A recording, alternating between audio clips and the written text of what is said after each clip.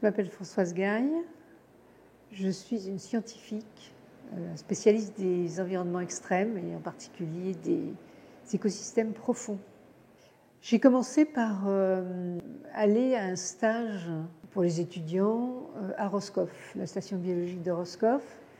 C'était en 68 et c'est là où j'ai découvert la richesse insoupçonnée d'une goutte d'eau sous le microscope. L'émerveillement devant quelque chose qu'on ne soupçonne pas et qu'on n'attend pas. Et puis la beauté de ces formes qui nous surprend. Mais après, il y a eu la découverte des sources hydrothermales où là, c'est une autre paire de manches. Ce sont des zones où on a découvert des nouveaux types de fonctionnement de la vie. C'est la découverte du XXe siècle en océanographie. Quand j'ai appris que du tourisme était susceptible de se développer dans ces environnements, c'est là où j'en suis pas revenue. J'étais atterrée. On venait de les découvrir, on venait à peine de les découvrir et on allait déjà les coloniser. Non mais je trouve que c'est pas possible ça. C'est la première fois que je commence à me dire mais la protection de l'environnement ça veut dire quelque chose. Et puis ensuite j'ai créé l'Institut Écologie et Environnement à la direction du CNRS et c'est là où j'ai vu la différence entre ce qu'on connaissait sur les terres émergées et ce qu'on ne connaissait pas sur l'océan. Pour l'océan, rien. On ne connaissait rien.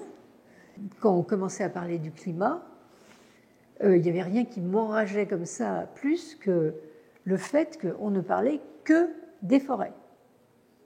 Jamais de l'océan. Et ça a été un grand motif pour moi de commencer avec la COP 15, d'imaginer qu'il fallait qu'on s'organise pour parler de l'océan. On crée avec d'autres la plateforme Océan Climat, donc une ONG, pour faire pression, pour essayer de faire en sorte que les négociateurs puissent introduire la notion d'océan dans le texte de l'accord de Paris. Ça, c'était un grand moment quand on réussit quelque chose de cet ordre-là. Non seulement il y avait l'océan, qui était identifié dans le préambule, mais comme un écosystème. Donc c'était encore pour moi une plus grande victoire que d'habitude.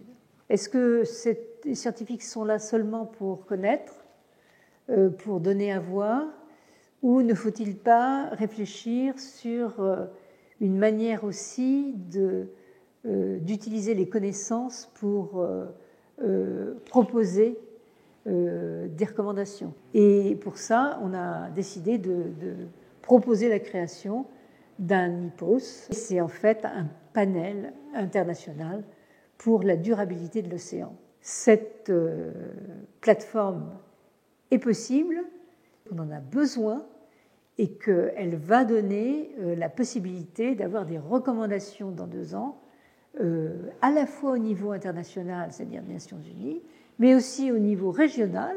Je pense que l'océan, c'est ce qui va conditionner la vie sur Terre demain.